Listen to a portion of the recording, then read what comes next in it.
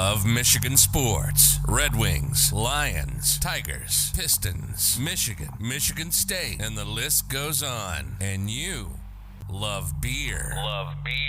Who doesn't? What if we mixed the two together?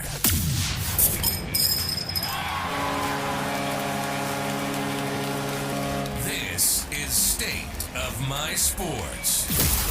We'll talk everything Michigan sports, like only we do, and then we'll down our fair share of beer from a local brewery, grading the beer throughout the episode. So pop a cold one on your end, and we'll get busy on ours. This is the State of My Sports. And this is episode 160. We are back at the home studio after a great episode at Coopersville Brewing Company. Huge thank you to them and Jeremy for hosting. Tonight, after we fully introduce our Michigan beer for tonight's episode, we will have our DeHop's flight segment and then go through each of the four major sports and two big universities and give our biggest fears for each organization and program. Basically, I heard Jim Costa talking about this. His biggest fear as a Lions fan, or no, it was actually a Tigers topic. His biggest fear as a Tigers topic, and it was a great topic. I thought it was awesome. So many people calling in and giving their opinions. I'm like, well, I have fears everywhere for all my teams. So what would they be? And I think it'll be a fun little conversation here. So after that. It's not Halloween, though.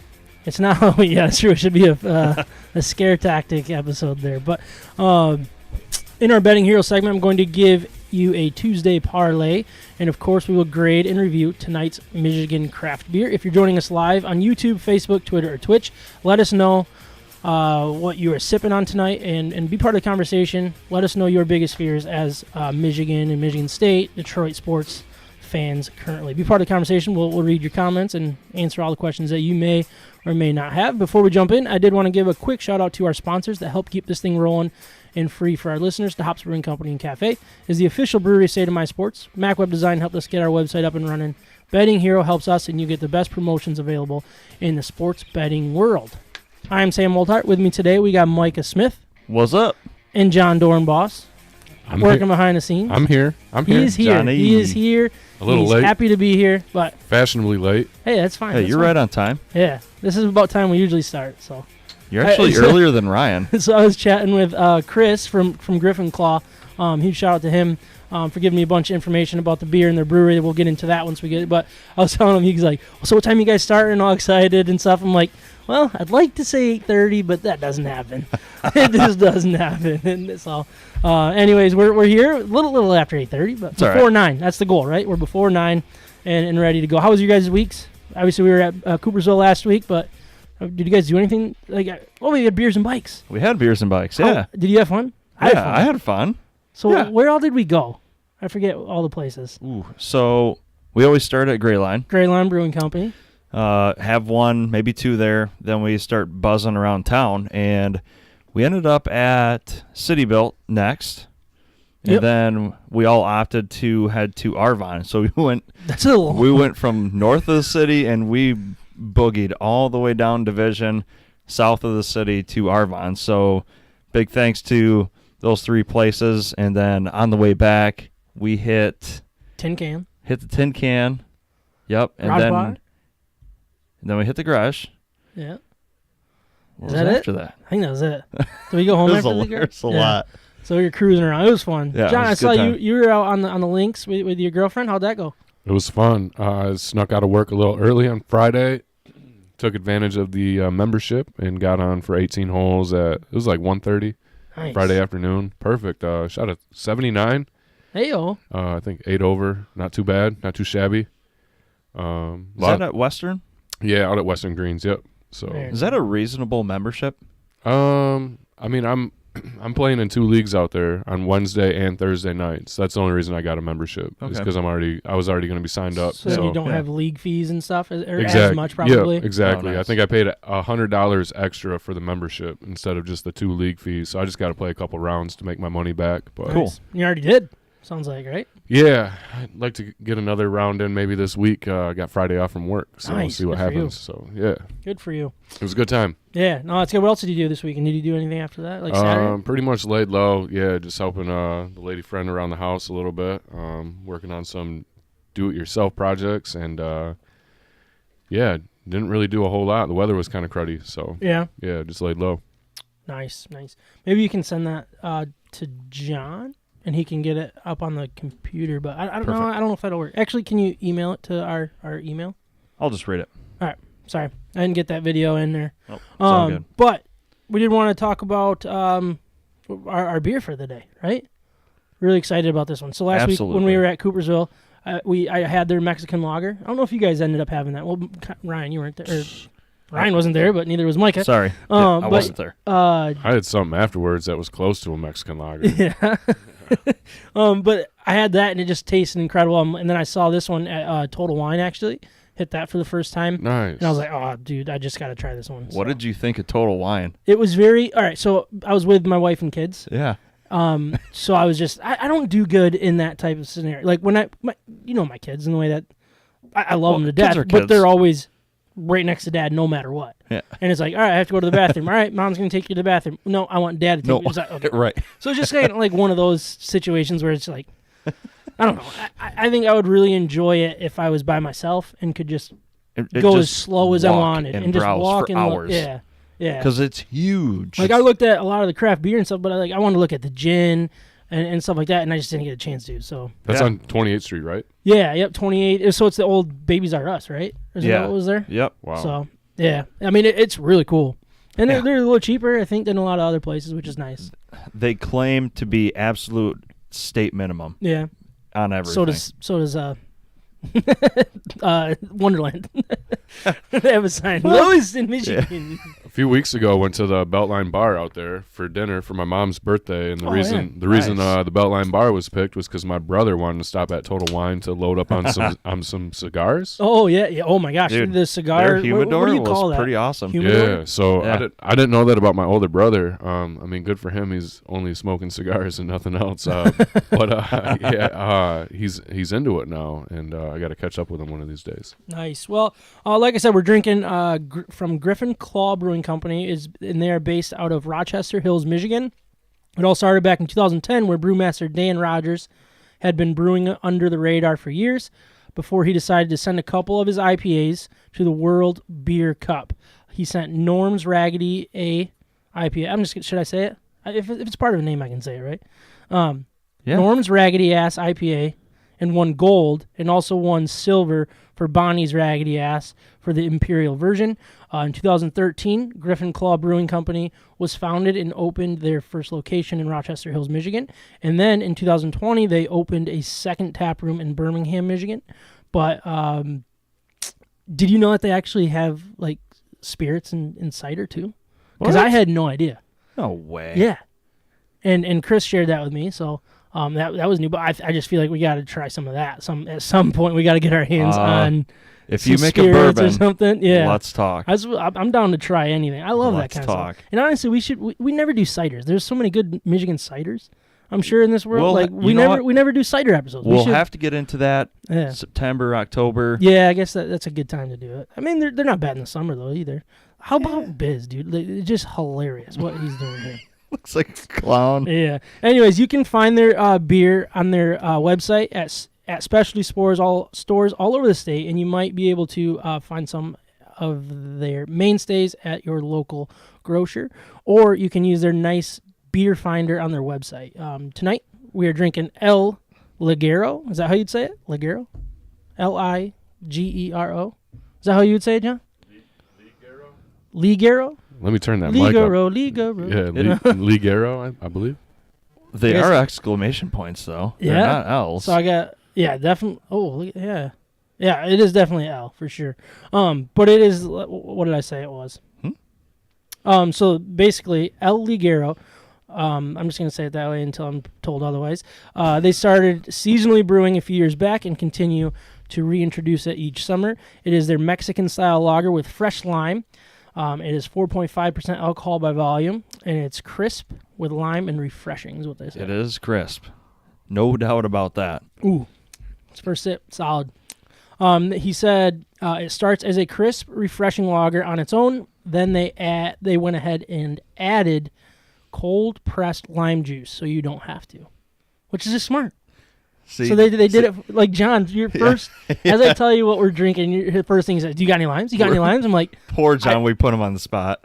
but then I was like, I think it was brewed with limes, but they added the lime juice as it was. So I mean, you didn't even have to add the lime. And John there nixed the lime juice. Good. I haven't you even. add a little bit, or no? I haven't opened it, but I'll just keep it off to the side for now. Like I said, I'm a big fan of like a cerveza with a little slice of lime in A little there. cerveza. Yeah, a Modelo. What's your, so you like Modelo? Modelo's my that kinda go-to. your go-to? Yeah. I got a sweet spot for Modelo right now. So Yeah. yeah. I think I would choose Corona over Modelo personally, but a lot of like my hockey friends and stuff, they all choose Modelo. Modelo, it's got to be ice cold though. Like Yeah. anything that gets like remotely like sun warm, condensation on it, I can't touch it. But I like What do you ice guys? cold. What do you think so far of your first sips of these? I think the lime is perfect. Like it's not too much, not too little. It is absolutely perfect. It's perfect amount in it. because the amount in it takes back from it becoming a sour. Mm-hmm. So it's not overpowering. It's not flavor forward.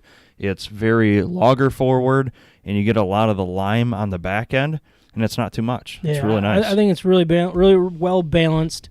Cool can too. I love the can, the way that they have like the bicycle on it. Yeah. They have a bicycle, and then it says well Mexican style lager with fresh lime. But then they actually changed it. I think this might be their first year with this one, because it was like a red can with just the bike on it. It looks like, based on previous pictures. So little branding change, I guess. Maybe, I don't know. Any comments on what people are drinking tonight, John?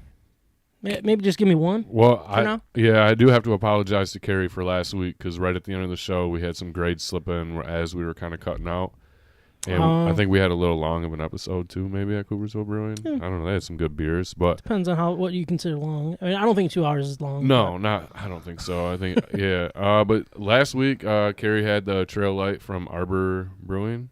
Okay. And released a score of 8.4. Like I said, the score came in a little bit late. I didn't catch it. My eyes were all over the place. But this week she's starting off with Daily Dose. Daily Dose from Arvon Brewing. Arvon, that's right. A very big, show and fan favorite, Arvon Brewing. Yeah. But Kyle said as the show was launching, he was on his way. So should we pause and wait for him? Yeah, I think we should start over. Should we just dive right into the Yankees talk for him? Yeah, the Yankees sweep the Tigers. That's enough said about that. I just had the my Tigers first scored? sip. I just had my first sip. Yeah, what'd you think? And it's like really crispy. And Yeah? I don't know, my glass is doing something crazy right now. It's still like got a nice bubbling. little- So yeah. I don't know what they do south of the border, but give me another one. Yeah, so far, so good.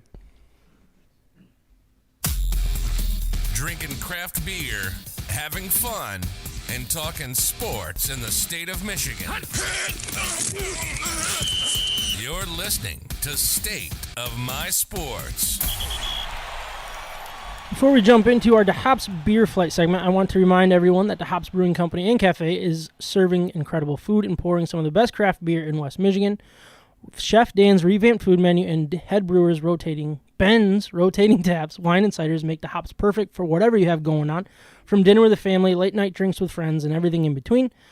The Ben and Dan duo is putting a ton of their time and energy at making DeHop's a staple in the West Michigan restaurant community that we highly recommend to our friends and listeners. They have Taco Tuesday, Stein Night Wednesday, Thursday, any burger and beer for $15, along with some other unbelievable specials on Fridays and Saturdays. We highly recommend following them on Instagram and Facebook, where they share their weekly specials and some incredible food and beer pictures that will make your mouth water. DeHop's is the official brewery of State of My Sports in 2022. And if you mention State of My Sports, you'll get a nice little discount off your first beer. I think we're going to be there on Monday, right?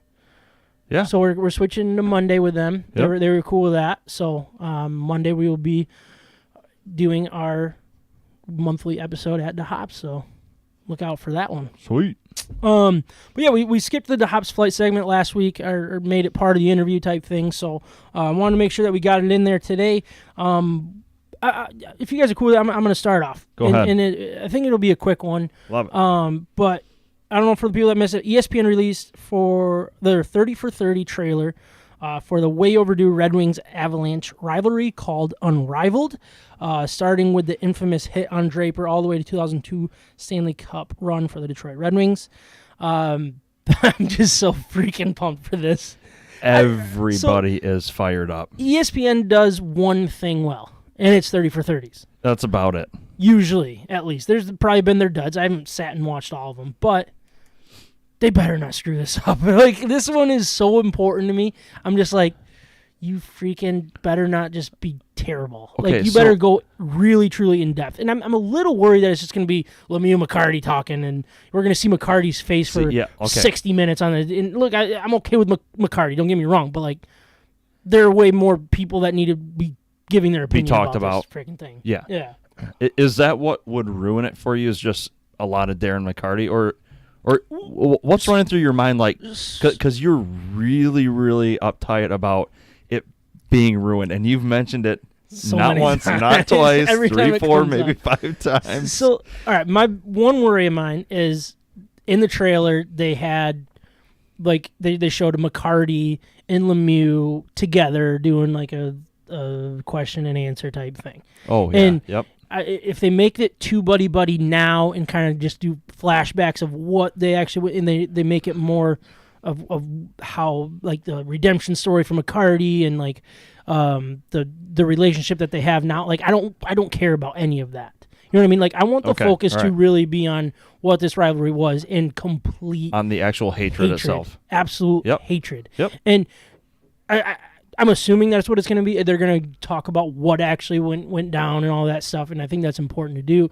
But I hope that it's not too McCarty, Lemieux heavy, because as important as they were in this rivalry and like starting it and finishing it type thing, there was so much that went on in that, and I just hope that they address it all, you know.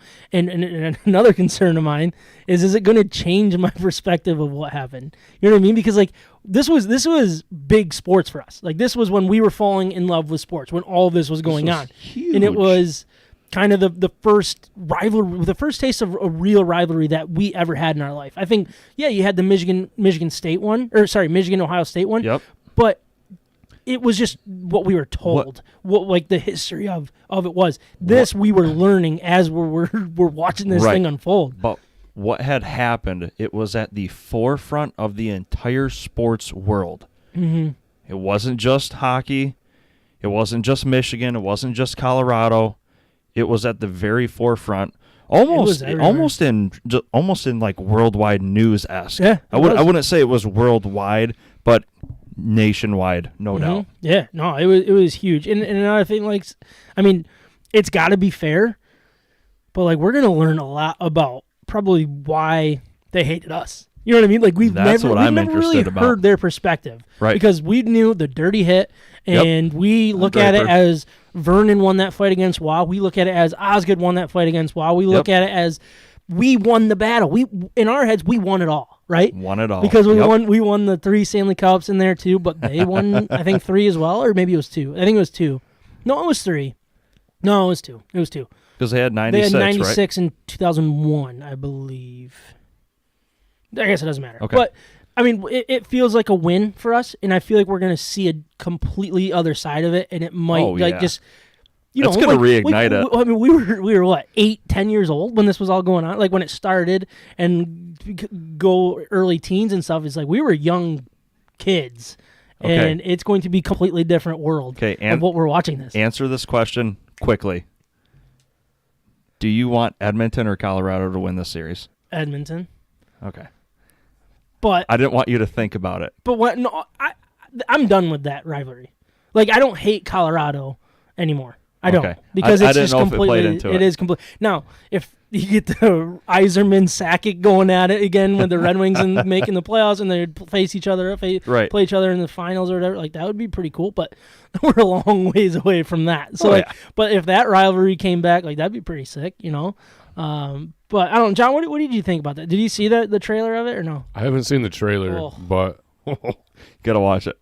I just you were a big hockey guy though during that time, right? Yeah, and my dad and my uncle like they religiously watched playoff hockey, and I just remember like a few of those games, school nights, whatever. My parents would let me stay up late, and I'll never forget like the blood on the ice. Oh yeah. Like that was like my first like memory of hockey. So much is blood. just the blood on the ice. And it's like, how did that happen? Well, and then back in the day, my dad would record these games on VHS. So it was like, all right, we got to rewatch it, like after the game was before over. YouTube and stuff. Yeah, right? because they didn't really show too many replays live that night. They kind of showed the hits, but they really didn't show too much of like McCarty and Lemieux. They just kind of showed them like getting pulled off the ice, and Like, were you scarred by seeing blood on the ice?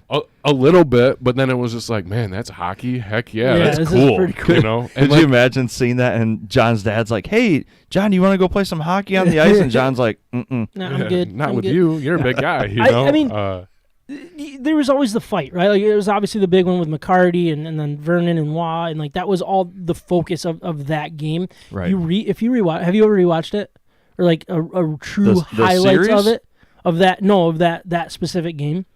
Because there is Not in so a long much time. There's so much that happens in it that I had no idea happened. it wasn't Like there were so many fights. Adam Foote, right? Adam Foote and he Shanahan fought twice. I Yeah, think. he was getting real like chippy. Yeah, it was. I guess too, like part of that rivalry that I don't quite like remember as vivid was the hit on Draper. Okay. Obviously, like the two teams were like great teams in the Western Conference, so there was that rivalry. But like later in life, revisiting it, you get to see like, oh, this is really why they hated that guy. Yeah, And, it was and a then- dirty hit for sure. Oh yeah, and then I don't know. It's just cool to see like Igor Larionov get involved because he was always like the grandpa on the team. Like for us, right? Yeah. We watched him get really old on the team. Yeah, it's just I don't know. It's one of those things like to be proud of a Detroit as a Detroit fan. Yeah, one thing that I hope that they get in is hearing what Dino Ciccarelli has to say, because he obviously wasn't on the team Right. the following year, but he was the one that said, "Can't believe I shook that guy's hand." Like just furious that he shook his hand in that line, just so mad, and that was one quote that he had, and it's just like, I just want to know like if he talks about it at all, and like how pissed he is that he wasn't part of that run. Not only for the fact that they won the Stanley Cup, but like They should run have him on the special. they should. I mean, he's a Hall of They- Famer. I'm sure they they- will if he will. I don't care how long it has to be. They have to incorporate every single notable piece that has transpired during that time. Yeah. It has to happen. Yeah, and I mean, and Darren McCarty talks a lot, obviously, but like one thing that he did, and I didn't realize it as a kid, he literally dragged him over to the spot that he hit Draper specifically. Like he dragged him, like you see him drag him to the bench, right? Yeah. And he literally was like telling him, "This is where it happened," and like it was literally MMA style. He kneed him in the face and got a 5-minute penalty and went out and scored the game-winning goal in overtime. That wouldn't happen in this day and age. Well, and that's it too. Like the reaction from Darren McCarty scoring that game-winning goal. That's something that I mean, it just sends chills down my spine. I literally just got chills thinking about it. It's the guy that he's the dirty work guy. He doesn't score. You know, when he does, it's like, oh, it went off his skate or something, off his kneecap. But to see him just go out and like, I don't know, put the icing on that cake, man. Yeah, it's so fun. It'll be really, really exciting. And well, I don't know much about it. I don't know if it's gonna be like a multiple piece segment or is it just one episode, one and done. I have no idea. I should probably look into that a little more. I don't think those but details are released yet. It'll be interesting. I know it's gonna come out during the Stanley Cup Finals, which is cool. They're gonna What? Yeah, they're gonna air it right around then, like probably after like game 1 or 2 or something like that. I don't really know. Let's go. Yeah, but Micah, we'll jump over to you. It looks like John's gonna look up those details for me, so I give our listeners the true information. We're going from dirty hockey talk to dirty football talk. Man, that's about just as dirty these days. So we're coming in quite a bit late. News comes around, it flies around. New news is old news at this point. But 2 weeks ago, Nick Saban and Jimbo Fisher really, really jumped down each other's throats. Welcome to the NIL world.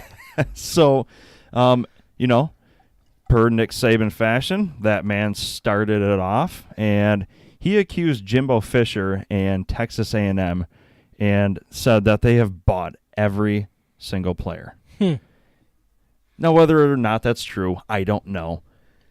But he made the claim of buying every player on Texas A&M, and Jimbo Fisher got so fired up and shot off. So we do have the clip of Jimbo Fisher. And tell me when you want me to hit that. I think I got it here. You might as well hit John, that you now. might have to jump the volume up, but just be prepared. You might even get an ad in here. You never know what's going to happen. Yep, ad. So turn it way down while we talk. I'll tell you when to turn it back up. But no, I think this is just the NIL crap that we're going to be dealing with. And the funny thing is I love that the SEC is the one doing this because they're all pointing at each other, but they're all doing it. So, all right, I think 100%. We're good, John. Jump it on up there. I think we're good. A reputable head coach could come out and say this when he doesn't get his way or things don't go his way. The narcissist in him doesn't allow those things to happen, and it's ridiculous. But when he's not on top, and the parity in college football he's been talking about, go talk to coaches who coach for him. You'll find out all the parity. Go dig into wherever he's been. Ooh. You can find out anything. And it's a shame that you got to sit here and defend 17-year-old kids and families and Texas A&M because we do things right. We're always going to do things right. But we're always going to be here. We're doing a heck of a job. These coaches have done a great job. Our players have done a great job. The whole organization of recruiting people. It's despicable that we got to sit here at this level of ball and say these things to defend the people of this organization, the kids, 17-year-old kids, and their families. All right, Jimbo. It's amazing. Some people think they're God. Go dig into how God did his deal. You may find out about a guy that a lot of things you don't want to know. We built him up to be the czar of football. Go dig into his past or anybody that's ever coached with him. You can find out anything you want to find out, what he does and how he does it. And it's despicable. It really is. And it's a shame we have to sit up here and have this conversation about things we do. And it's personal to us? Yes, it is. It's personal to A&M. It's personal to our players. It's personal to our coaches and everybody involved. And I know the guy. Know him really well. It's amazing that we're allowed to do those things. It's really despicable. And I hate it. For our players who are coming here, who did things the right way, have done things the right way, and will continue to do things the right way, I apologize to you that people insult you publicly the way they're doing it. And our fans, I apologize to you guys for people saying those things about Texas A&M. But promise you this, there are no violations. There are nothing wrong. It's the second time we've had to do this with grown men who don't get their way. Wait, are the kids or they grown men? Oh, never mind. Just go ask all the people who work for him. You'll know exactly what he's about. I always said this. My dad always told me this. When people show you who they are, believe them. He's showing you who he is. Questions? So To the left. that was also after Saban's claim of he followed up his claim of Texas A&M buying every player with, we haven't bought any of our players. Oh, jeez. We're doing things the right way. Yeah, and I don't know where you're going to go with it, but like what I'm thinking that is, I just love for the fact that SEC is trying to pretend that they're all holier than thou when they're the dirtiest of them all. All of them are. Yeah. And honestly, Michigan State are too. Big Ten is. Ohio State is. Like, to call but I just love that it's happening. It's finally exposing what we have all known for so long, and now you got the SEC going at each other. And you got the SEC commissioner saying, shh, shh, shh, he had to put a damper on what had exploded weeks ago. And, since then, of all people and of all universities that I just absolutely despise, Ryan Day comes out and says, our roster, we need $13 million to keep it intact and keep it going. Which is supposed to be illegal. Which is right. Come out and say something like that. Right. And so that happened a handful of days ago, and then this was tweeted out today from a notable Buckeye account. And so this is per Ryan Day. He said, top-tier QBs here at Ohio State, they require $2 million in NIL. Elite edge rushers require $1 million. Top offensive tackles require $1 million. And Day said, if you're not in the game when the players ask, you're done. So to come out and say the money has to be there. Yeah. And we're not talking NIL at this point. We're talking about funneling. It's almost as bad as laundering money in a sense. It's like you're bringing in money through the boosters program. Oh, now we're talking high school subjects is booster money. Mm-hmm. You're bringing in booster money with millions for the football program. I can't even imagine what the baseball and all the women's sports programs are going to be fired up about. Yeah. So let's wait till Title IX gets a load of this. Right. So far, Michigan State, everyone else across the Big Ten are lagging. They're behind, or they're staying quiet. And I have such a problem with how it's the wild, wild west. And honestly, I don't see it changing. So what I'm going to be screaming about is I want my university. I'm a Michigan fan. I want them to start getting dirty. Yeah. I mean, you are going to get left behind so fast, and it's already happening. It feels like it, right? And it might just be the fact that they're not talking about it. I hope to God that it's just like we're just not talking about it the way that they are. And we're actually way ahead of all of them. You know what I mean? Now, prove me wrong, these teams are breaking rules, obviously, but they just don't care. And the NCAA doesn't seem to care. And that's another issue. It's like, well, what are we going to end up at? Now, we kind of talked a little bit about this before we started here. It's like, let's say Texas A&M goes out and wins a national title. They're not going to, but let's say that they do. And then it comes out that they broke rules.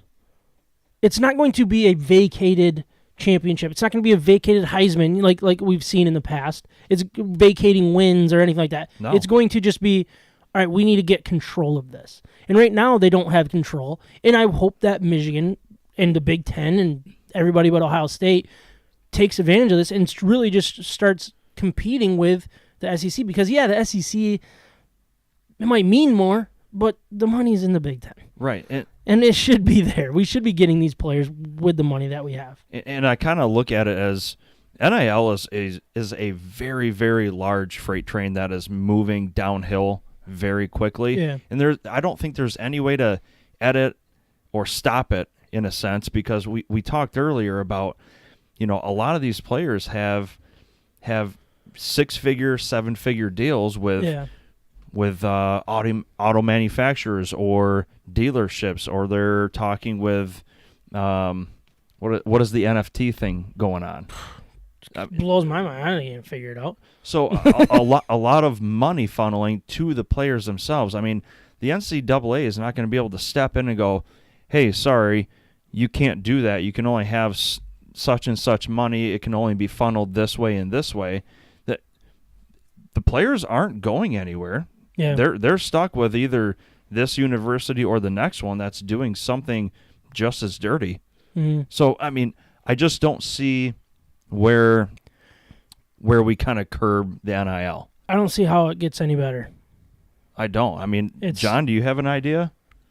Carrie's wondering what the point of even having any rules is anymore. Well, that's basically what we're dealing with right now. Right. Is there are rules, but nobody's following them. It's like putting together like a fantasy football roster at this point, but you only get so much cap space, which is a lot of cap space for college athletes, if you ask me. Right. I didn't get paid any money to do anything in college, so like, right. I was actually paying to play college hockey. I just, again, where does the road end with all this, and like where does it leave the other 90% of the country and student athletes that are trying to advance their careers. And if you go back and listen to previous episodes before NIL was a thing, like I've been talking about this for a while. It's like as soon as this door opens, you think you're gonna pay these guys? All right, well just wait. And then the floodgates will open, and then what's going to happen? And right now, the NCAA is sitting there like, oh my gosh, what are we going to do? What are we going to do? I mean, we got to make this fair, and blah, blah, blah. And now they are literally screwing themselves. They're losing control. And the NCAA, look, it's going to eventually get an atomic bomb put on it. It is going to be gone. And that's what we're starting to see right now, is that atomic bomb literally taking off in an airplane right now and just waiting to drop it on the NCAA, and NCAA will be gone, which I'm okay with. But what's going to happen with all that is you're going to lose tradition. You're going to lose what truly makes college football great, why people like college football and don't like NFL football. You're going to get rid of all of that, the pageantry of it. It's pretty much gone right now, but people just don't realize it yet. And you're about to start waking up to absolute cluster if you like the tradition of college football, because it is gone.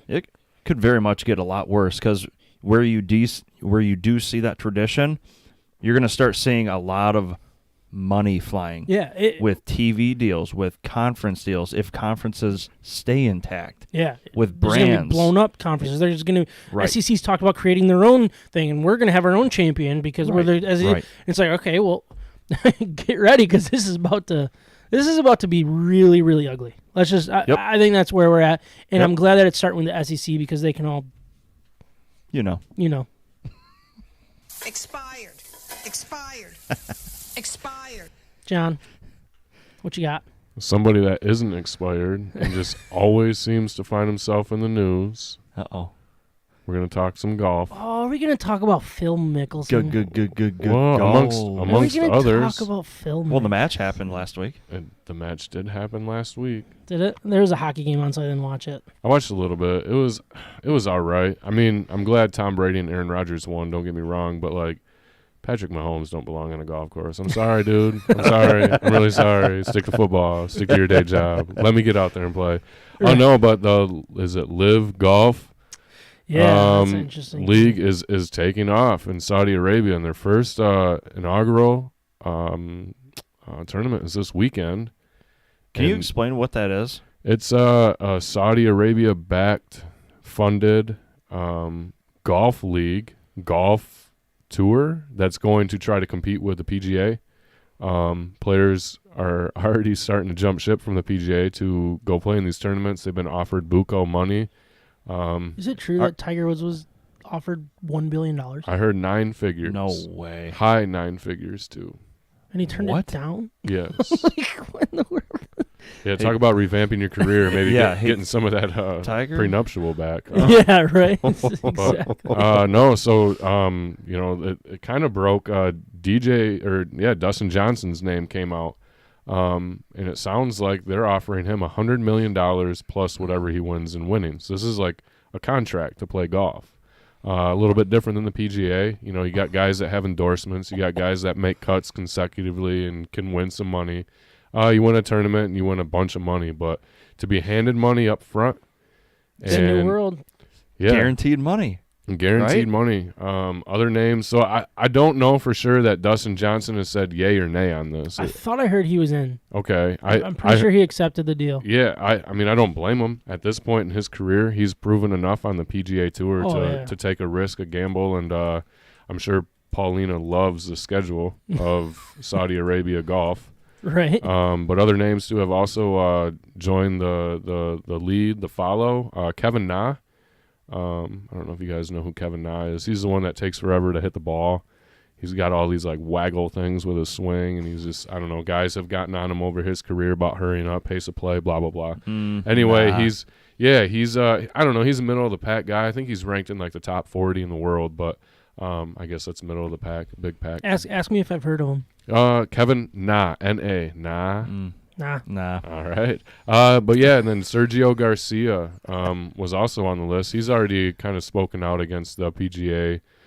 He kind of had a boiling over point a couple weeks ago in a tournament where he was like arguing with PGA officials about he was trying to look for his ball, and they started the clock before he got to the area where the ball was at. Anyway, Sergio, I don't like him anyway, so he can go. I don't care. But yeah, recently, as of I think it was yesterday, Phil Mickelson announced that he will be playing in the tournament this weekend. He got all his betting debt wiped away. Is that what? I don't know. How much he gets paid? So I listened to the DP show too much, but they interviewed a guy that wrote an autobiography about him, and I guess his little cohort who took the big fall in that whole gambling scheme stuff, foundation stuff, is in prison and currently working on another book.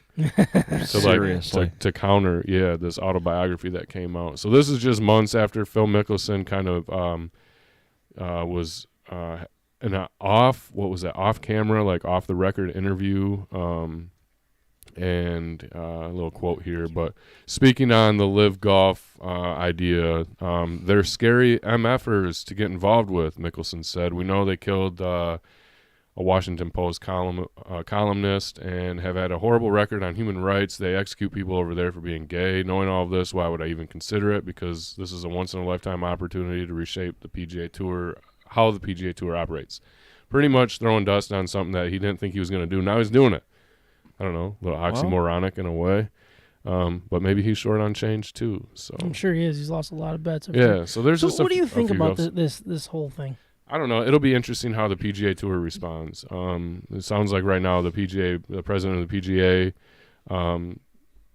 I guess not legally. How would this be? Contractually, they can let go. Players can be banned from the PGA Tour. Like remove their card or whatever? Yeah, which, I mean, open up the door for other players to kind of come in and do their thing. But they also are kind of in this, like, handcuff, too, because I believe something I heard the other day, too, that the majors, right, in the PGA season are not run by the PGA. Yeah, it's They're by run, the United Golf Association. Yes. Yeah. USGA, I believe. Yeah. So they're, and those are the tournaments with the big payouts. Yeah, so they can still come back and play in those. Exactly. So they can go over. Except for the PGA Championship. Yes, I think you have to like qualify for that one. Yeah. So I don't know. It'll just be interesting to see what the PGA does. I mean, there's other tours out there that people don't know about. That guys go and dominate, and then eventually they win their card. So we'll see how long this lasts, if there's like any traction with it. Yeah. It'll also be interesting to see what kind of quality golf courses they play on. But as for a financial standpoint, I mean, I'm not blaming anybody for jumping ship for guaranteed money. It'll be real. I just sit back and I think interesting is the right word. Who knows what in the world's going to happen? Now, do I think the PGA is corrupt? Yeah, probably. I bet you they're about as corrupt as the NCAA is, right? Easy. And if somebody wants to expose that for what they are, I'm all for it. But I don't like Phil Mickelson, so I'm going to be against it now. Yeah, I think the biggest thing, too, is like the players don't want to be controlled by the PGA. Again, we're seeing this in every professional sport and like avenue right now. Yeah. The players want the power, and I guess in a game where you're not on a team and you're not under the ownership of somebody, I feel like they should be able to do whatever they want to do. But it'll be interesting to see what happens. I think that may be very true, but then you get to the point where you have such a healthy, financially worldly opposition that controls you at that same point if you're going to that Saudi league. You're going to a country that controls way more than the United States controls of their people. So if these guys really do think that they're going to have a bit more freedom and being less controlled, you have a rude awakening, in my opinion. I just don't think that's going to be the case. The difference between this and like the failed football leagues that try to compete and stuff like that is this league has money, lots and lots of money, and it sounds like they're willing to spend it. Now, what is going to happen in the end? I have no clue, no idea. It is bizarre what's going on, but it'll be very, very interesting, and I'm excited for it. I like this kind of stuff for a sport that I'm not like dedicated to, and like, you know what I mean, like kind of just an outside fan, and I'll watch it every once in a while. Cool, like just cause some drama. I love drama. Well, they have Greg Norman. When it comes to sports drama. Yeah, Greg Norman's kind of running the show too. Oh, really? Well, he had a big issue with the PGA when he was playing, right? Yeah. And so I think it's kind of polarizing in a way. But unlike all these other like startup NFL leagues that are run by, what was it, Vince McMahon? Yeah, the XFL. Right? Yeah. The Rock, I think, bought XFL now or something like that. So Greg Norman has a history in golf, and he's arguably probably one of the top earners in the sport, just for his popularity worldwide. So I think it does have an opportunity and a chance to like flourish. And like you said, Sam, if there's plenty of money floating around, it's not going to be hard to get people out there to play golf. This is why gas prices are going up. Oh, got it. Thanks, Phil. Follow us on Instagram, Facebook, Twitter, YouTube, and Twitch. State of My Sports.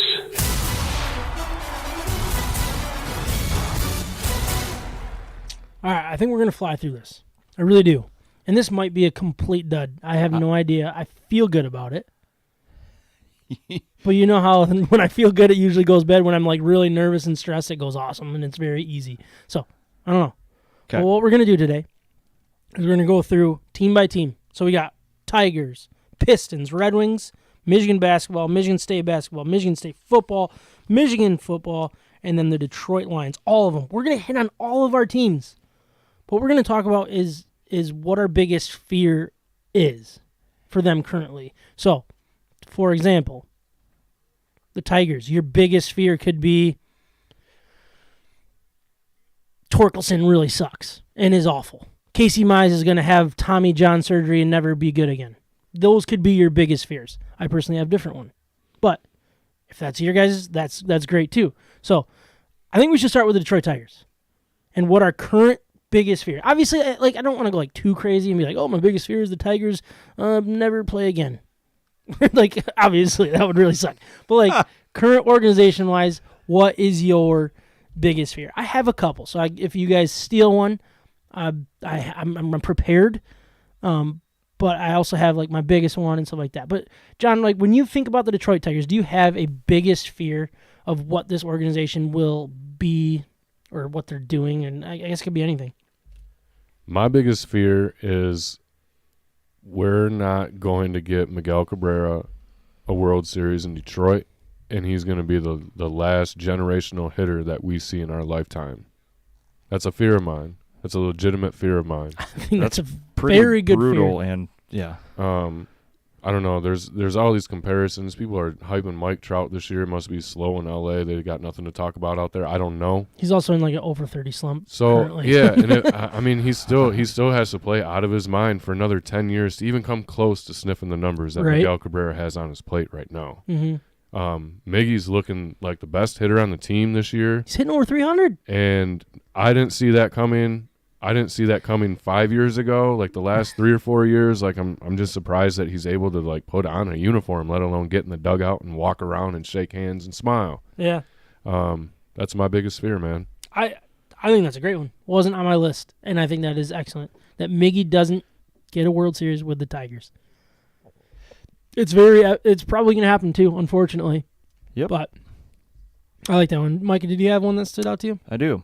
So, besides the living nightmare we're currently in, what I do fear is like deja vu. Having Al Avila's beginning of his tenure absolutely bomb just now. And I didn't put that very well. So what I don't want to have happen, my biggest fear is for him to completely destroy what's been building for far too long.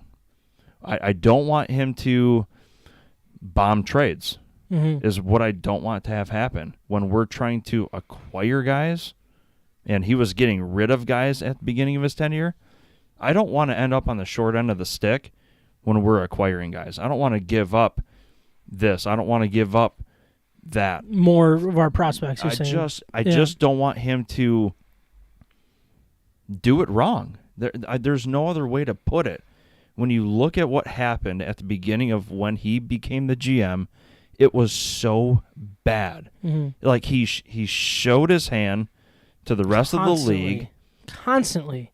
It was on like national sports talk. Hey, Al Avila came out and said today we're ready to trade J.D. Martinez. Yeah. Like, and he traded him what? 3 weeks before the deadline.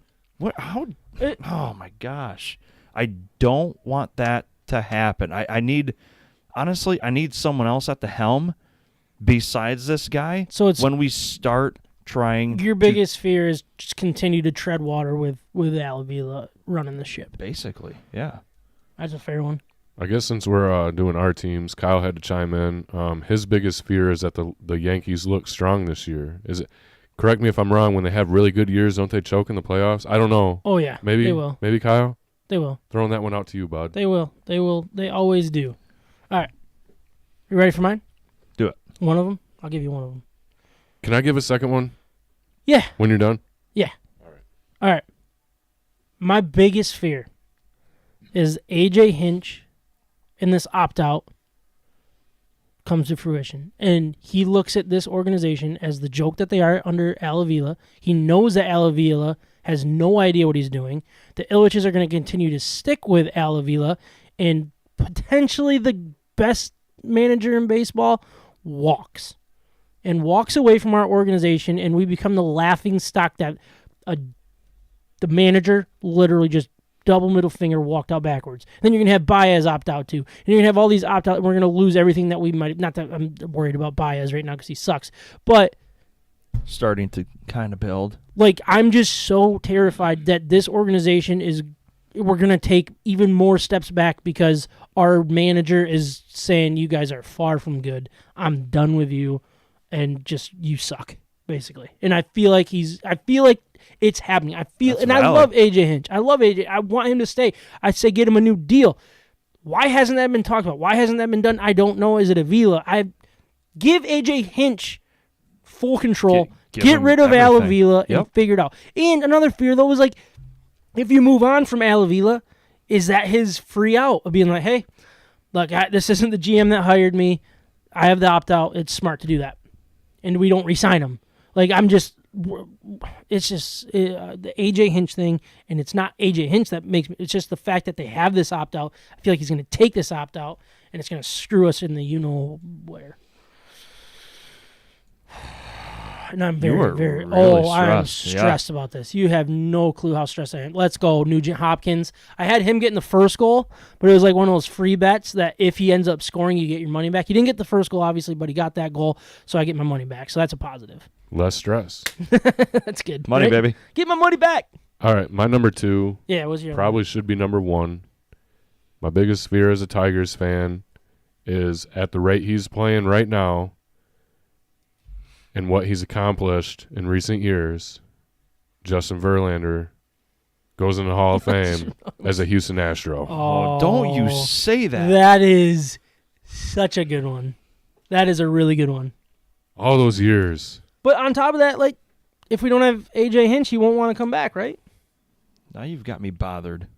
Hot and bothered, baby. That's what this segment's about. Another one. Tigers nightmares tonight. I have another one. If you're ready for it. You ready for it? Rip it. And that Chris Illich is way farther from who his dad was than we realize, and we need new ownership more than anything. Because we already know that. But we know that in this rebuild, don't spend money, and I kind of like that we haven't. I think there was a good chance to now.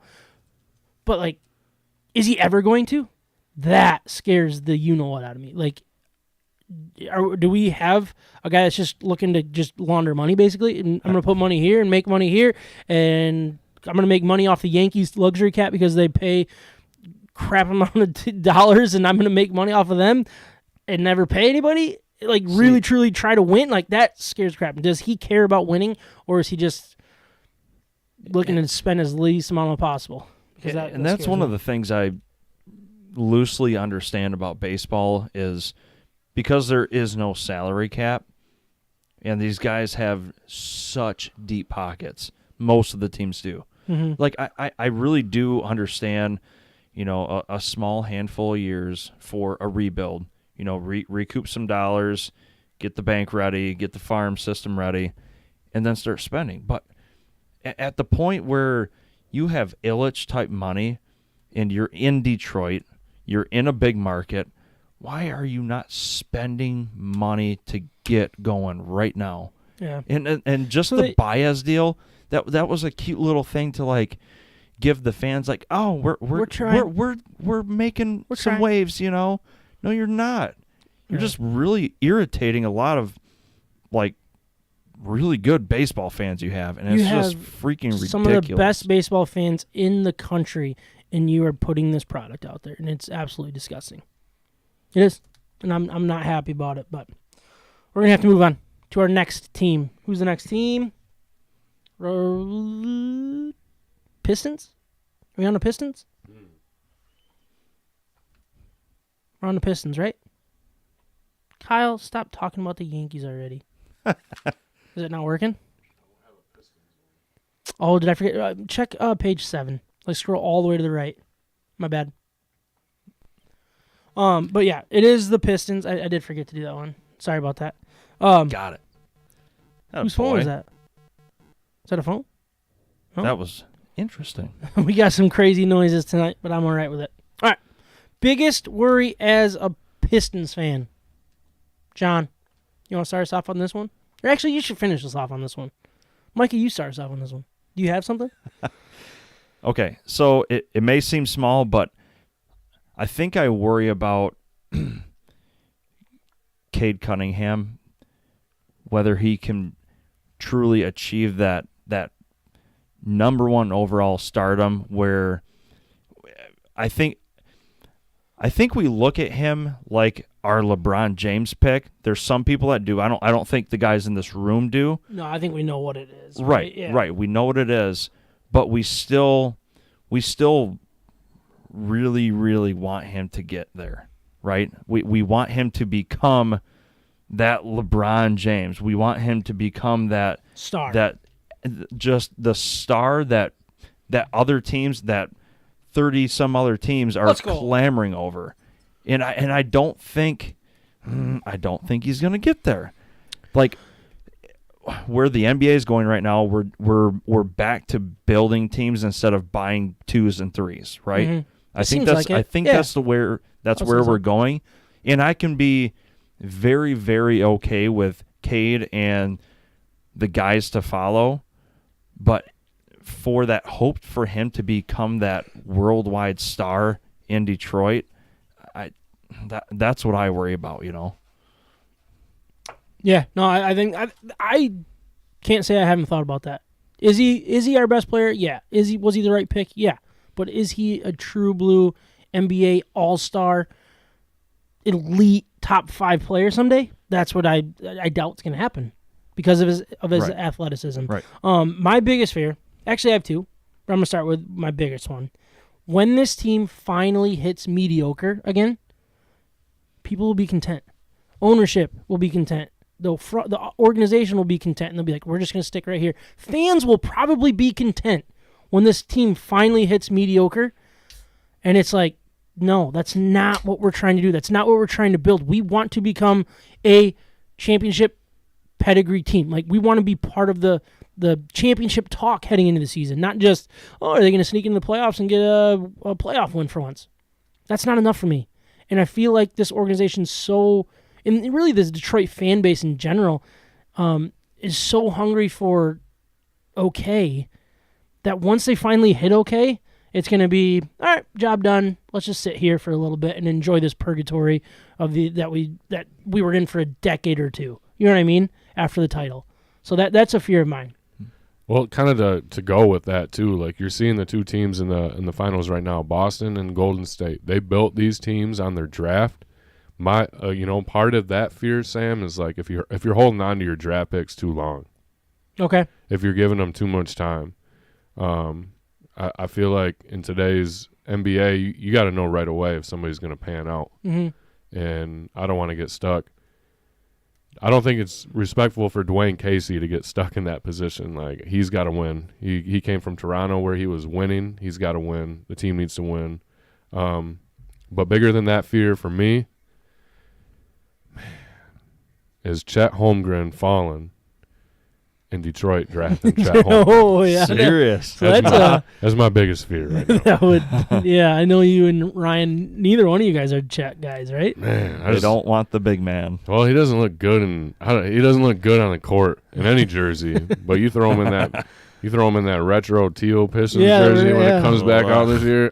Get him out of here. A current fear of mine is that we don't move on from Jeremy Grant, and we miss that opportunity of the little value that he might still have. Now, we might get a first-round pick for him. There's a chance that you get real value. I think we dropped the ball 2 years ago when we didn't trade him. I think we dropped the ball again this year. Obviously, the injury issue it was probably smart to not trade him at this deadline because you weren't going to get much, if anything, for him.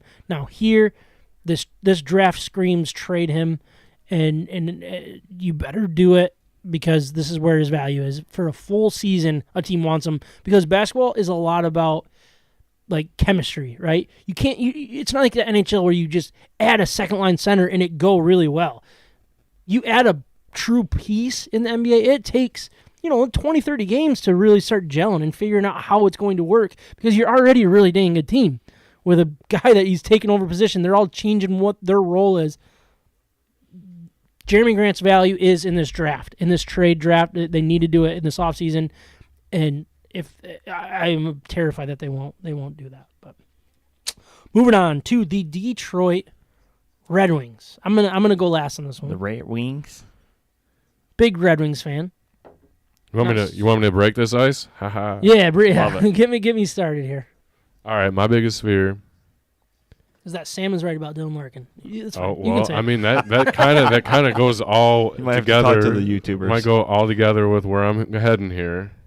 My biggest fear is that the Colorado Avalanche are going to sweep Edmonton and go to the Stanley Cup Finals. Right? Hear me out.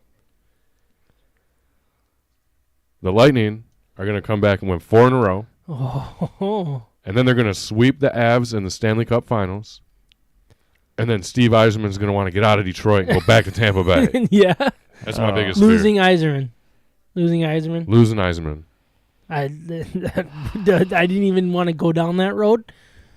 But yeah, that would really I mean, suck. I feel like it's impossible for him to leave, right? Like, Yeah. isn't this where he wants to be? Yeah. But- I don't think he's leaving. But that fear is there of, oh, man, there's something better out there again, you know? Yeah. Writing's on the wall. Way better than what we're seeing in Detroit. Mike, His- do you have Ooh, that's rough, man. That's a nightmare. a biggest fear for the Red Wings? I have a different fear with the same man, actually. So, My cat's looking at me from up here. so There he was. He's not anymore. my biggest fear as a Red Wings fan is that every single move that this man makes, I go, yep, all right. Even though I don't like it, or if I like it, I believe in Stevie. So it's the blind faith. Okay, so then the faith starts wavering, Yeah. and years down the road, say 2 years down the road, you start thinking, okay, we're in year 3, we're in year 4, we're in year 5 of the rebuild, and we're not seeing any progress, and that terrifies me. And I listen, I keep thinking, okay, I know it's going to take a lot of time. In the cap era, it's really, really rough to get back on your feet and get back into the playoffs. But I get absolutely terrified that we clamored after this man when he came back. It's going to happen. Look at what he did with Tampa. And say at that 5th year, we're still struggling and getting bounced in the first round if we get there, Yeah. And then you go, we're going to get laughed at again. Like when Lions fans, they go, we've been through GMs, and then Pistons fans, we've been through GMs, and we've tried the GM coach thing, and it's not working, and this can't happen to the Red Wings too. Uh-huh. Like, just don't do that to us, right? I think that's my biggest fear is, please let this man be the change that this organization needs. Yeah. And comes through. Yep. No, I agree completely. That scares the crap out of me. That's kind of what I wrote down. And I went a little more in depth here. As I said, my biggest fear is that this rebuild is far, far from over. I've been preaching patience along with Yzerman, and what he has done with the cap is incredible. But Ken Holland said on his way out, basically, that this is going to be an 8 to 10 year rebuild. Kind of as a joke, but here we sit, how many years in, and it's not looking any better. And again, I love what Yzerman's doing. I think he's done an incredible job. But we aren't getting franchise-changing players. We're not getting, at least through the draft, we're not getting the Crosby of this team. We're not getting the Kane and Taves. We're not getting the McDavids, the McKinnons. And I know that these guys are a dime a dozen, but that's how these teams got them, is through the draft. And here we are, when we're really bad, we're not getting true blue, like, game-changing talent. Now, I don't want to slight Mo Sider and Lucas Raymond and some of the other guys coming in, because I don't think that's fair to them, but I don't think that they're not that. And that's where we're going to need to find a way to get that. Now, another fear of mine is that we did hitch our wagon to Larkin a little too early, and the organization has handcuffed themselves with that seed, with what they're doing. And it's like, if you ever trade him, you better get a freaking package that's going to make these fans happy. You know what I mean? Because you've already promised them something with Larkin that was very unfair. It was unfair to Dylan. It was unfair to the fans to say that this is our new savior. And a lot of people probably jumped the gun on that with thinking he's the next Yzerman or something along those lines. But, like, man, we are so stinking. You look at these 4 teams that are left. I'm not going to even include, let's just say 3. You got the Tampa Bay Lightning. Obviously, Rangers are beating them right now, but let's just focus on what it is. Tampa Bay Lightning, Edmonton Oilers, and Colorado Avalanche. These teams are insanely higher quality than the Red Wings. Red Wings had a lead against a couple of these teams, and they just decided to, wake up and score 8 goals. Right. And then you lose 8-3. Right. Like, that's what we were doing. Like, that's what we did against these type of teams, is they clicked something and literally did everything and anything they wanted to do the rest of the game. Getting to like power plays. We're so freaking far away. It is unreal. Yeah. And that's a fear of mine, is just the patient level is going to get a lot harder than people realize. And I'm going to keep saying patience, keep being patient, but throughout all of this, it just seems like we're going to have a few more years of really bad. And I'm a little worried that we're going to become more mediocre than we want to be too soon. You know what I mean? And maybe kind of go into that Pistons of purgatory. Now, I think it's a little different. In the NHL, you can get out of purgatory without going down. Like, you can go up from purgatory. We watched Steve Yzerman get us out of Ken Holland's purgatory. Yeah, that was gosh awful. So, I don't know. So, to one of your points, though, if you are one of those people that does worry about getting a package or something, I don't know, what should I say, fun or amazing in return for Dylan Larkin. That's definitely what she said. I do trust him in getting the right guys back. Yeah, I really do. I really do trust Yzerman in what he's doing. I do. I just wonder about that clock. When are people going to start? You know what I mean? Yep. And he doesn't have. I don't think he's going to jump ship like kind of John joked about and brought up. Is but giggling over there. I don't know. When are the fans going to do? And is it going to ruin our perspective of Yzerman? You know what I mean? Like, that's a major fear, because look at what happened with, was it Dumars? Was that who the GM was for the Pistons? Like, people loved him, and that ending was just, not fun for anybody. Well, he was part of that Darko draft too. You can't sleep at night if you're Joe Dumars. Yeah. So, all right. Well, that was the Red Wings. Let us know you're in the comments and after the fact too, like what your biggest fear is for all these teams. But we're gonna move on to, what do I have next? Is it Michigan? Michigan. All right, so let's do Michigan basketball first. You guys good with that? Basketball. All right. My biggest fear for the Michigan basketball is that the Juwan Howard window closes without a title. Look, it's just a matter of time till he jumps. I think it's going to happen. I'm sorry, but I'm one of those guys. It's just a matter of time till he moves to the NBA. When it is, I don't know. I don't really care. It's going to happen. I think that's the end goal for him. I think that's the end goal for what he was designed to become in all of this. Did the cat just open the door? Yeah. Man, that cat's talented. But that is a fear. Is that, like, is he just going to be the next guy?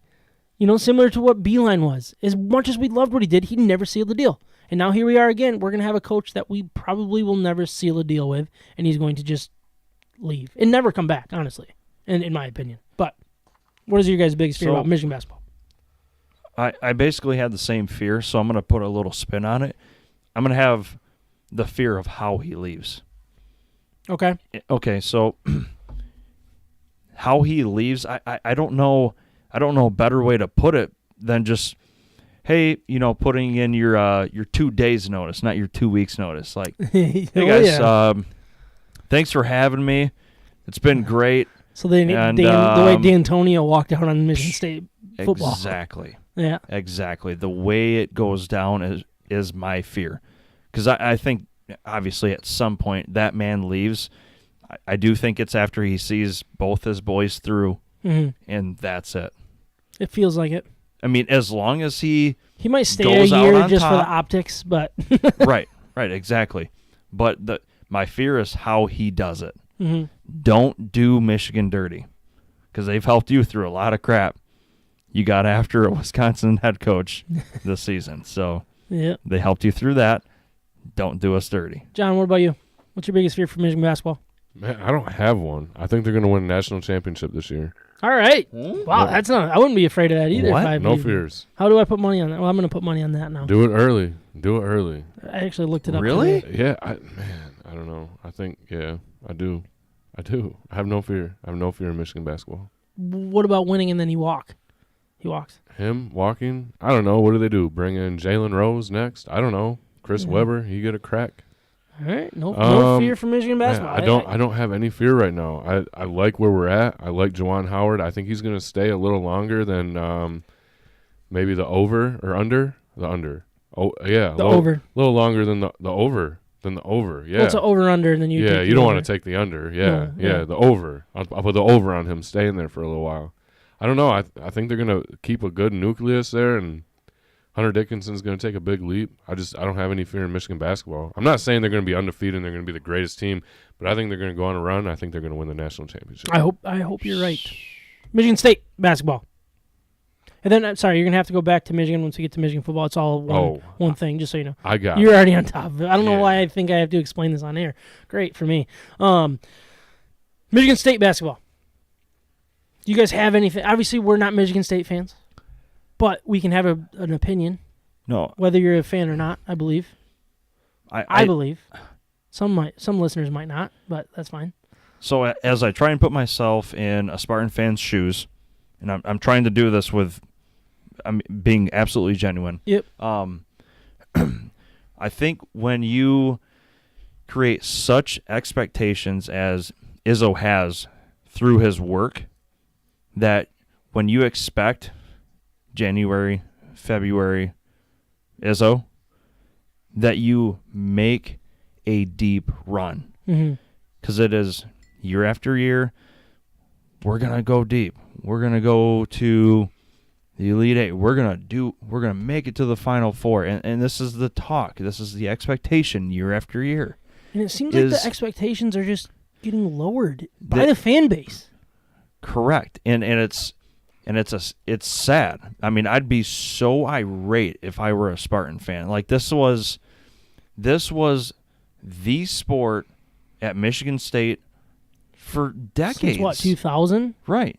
At least, maybe even longer. Right. So I just, if I were a Spartan fan, I would be so terrified if we don't start making Final Fours in the next couple seasons. I mean, what is Tom looking to do sooner rather than later? He's looking to leave. Well, yeah, I mean, that's kind of mine and kind of spinning into that. It's like, it's not necessarily like the fear of him leaving, it's the fear of him staying. And the way that he's lingering and staying it almost feels like he's overstaying his welcome. And Sure. I know that that's not going to be a popular thing. And, of course, here I am a Michigan fan giving a Michigan State opinion. And, of course, I'm going to say something. But, like, it just screams Mark Antonio to me. The fact that the last few years are going to go so awful that he's not willing to change. And I feel like we see it with a lot of his comments and stuff. Is on NIL and, like, the transfer portal. He's like, this is my team, and I'm going to stick with my team. And instead of being you're Michigan State.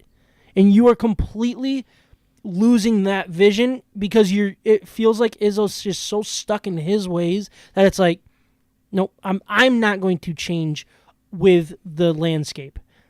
And then it's just going to sit, and he's going to sit there longer than he needs to, and they're going to lose the blue blood label that they've rightfully been given over the last 20-plus years. Yeah. Yep. And it's not necessarily the fact that I think leaving is a problem. I think it's either change Izzo needs to change with the times, or he needs to walk out and say, it was fun, let's do this. And honestly, completely cut ties with him and don't let him choose his predecessor. Go out and get the right guy that will make Michigan State back to what they should be. And I'm obviously I'm a Michigan fan, but I feel bad that Michigan State fans are sitting there and it seems like they're okay with this. They're just like, well, we'll just lower our expectations. And go down. It's like you have the 24th best odds to win the NCAA title. Right. At plus 5,500. That's wild. That's 5th team in the Big Ten. Now, I don't know the Big Ten rankings and all that stuff, and it changes a lot. But you also have Izzo, who's sitting there being like, no changes on this team this year. We're just good. He's not getting any big contact or recruits. He's not doing – it doesn't seem like he's doing anything. It seems like he's just going through the motions. Right. And this is the way I've always done it. This is the way I'm going to continue to do it. And I think that could bite Michigan State in the butt if they aren't more aggressive. I think they've done a great job with Mel Tucker, the way that they're running their program. Mm-hmm. They need to get younger. They need to get hipper. They need to not let it slip away, basically, is my biggest fear for a Michigan State basketball fan. John? My biggest fear is they're going to give Tom Izzo a victory tour similar to Coach K. And Okay. I don't think that's fair. I don't think they wear the same shoes. I know Tom Izzo has racked up wins. He's racked up Big Ten championships. He's got a national championship, kind of fluke year 2000. Yeah. Y2K and everything. Yeah, this is weird stuff going on. I look at the two and I just think that, Coach K and Roy Williams, these guys that are iconic and have coached for so long. They're worlds apart. But at the same time, like, he's stuck at Michigan State, so he does have that going for him. He's a legacy guy. He's always been there.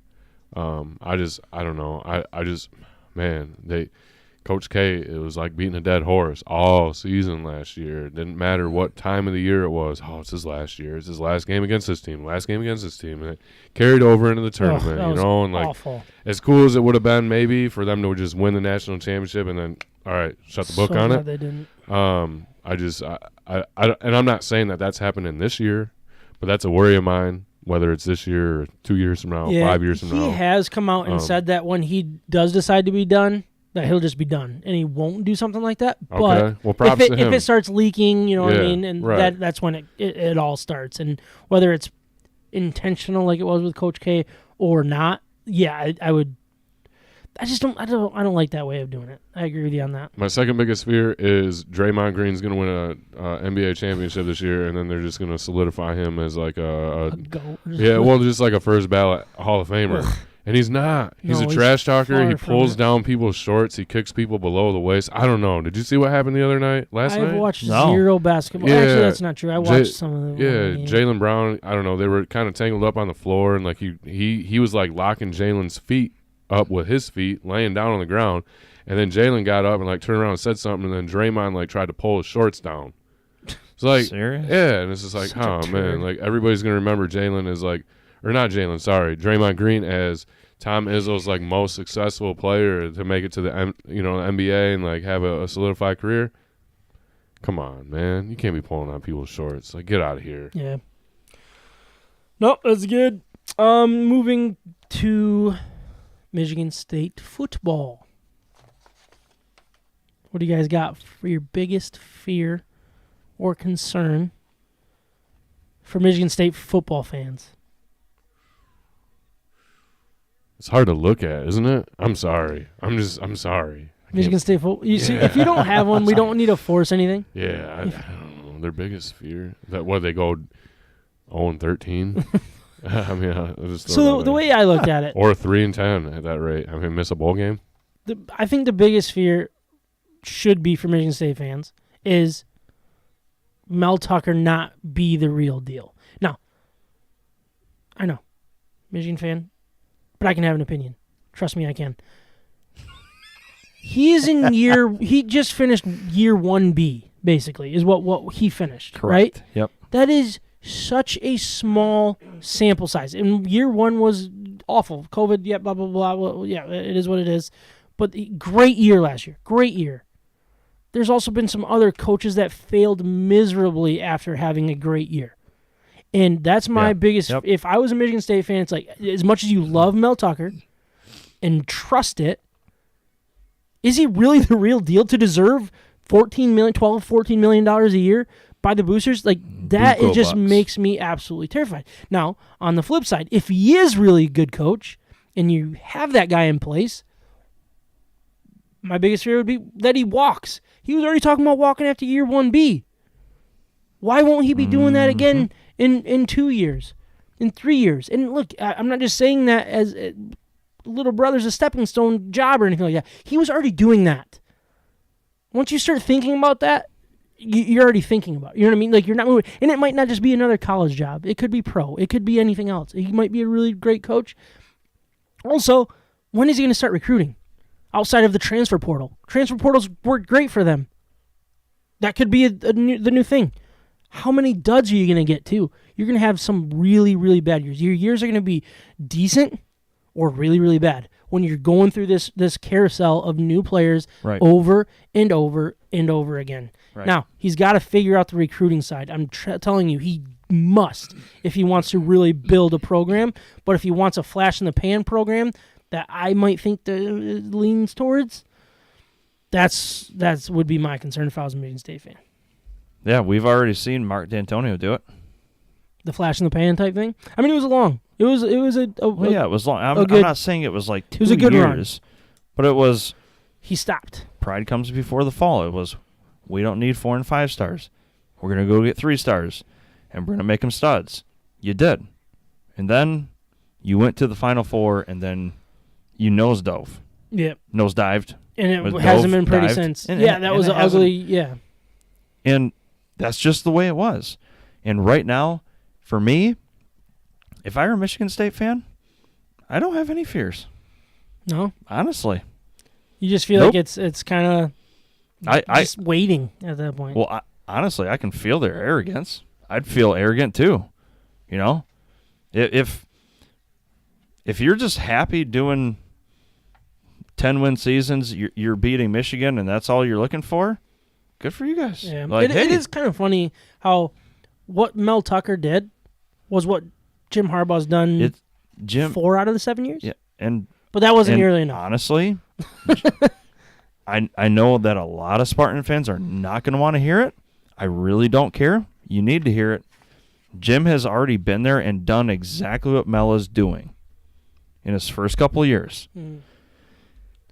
Jim missed out on the football playoff by a couple bad throws by Jake Rudock in the Utah game. Yeah. And a couple errant throws in JT Ohio State. JT was short. Yeah. So, I mean. Yeah. So, really, as a Michigan State fan, I really don't fear anything right now. Nope. All right. Moving on to Michigan football. We got some fears. We're deep in the Michigan football love. So we're going to have some true fears or concerns if people don't like the word fear. Which I get. I'm all right with that. Mm-hmm. All right. Michigan football. Biggest fear or concern? I got multiple. Start with the biggest. They run deep. Save some for us and the listeners. Oh, man. Okay. These are going to roll into each other. So I fear that we don't handle this QB situation correctly. Yeah, I hear you. So I feel like you just stole John. He's just about to walk out now. He's not. I'm back to Phil Mickelson. Phil Mickelson's my biggest. So there's so much of me that goes, they know what they're doing. They know who's going to be the starter whenever that happens. Mm-hmm. And we lose one or the other. Who would you be more afraid of losing? Because that should be... Come on, man. I mean, I got to ask you. You're more afraid of losing JJ. Yeah, but not by much. You're more... And then I'm saying you by me. I'm more afraid of losing JJ, but I'm also really afraid of losing Cade and get caught with our pants down because JJ isn't the real deal. Yep.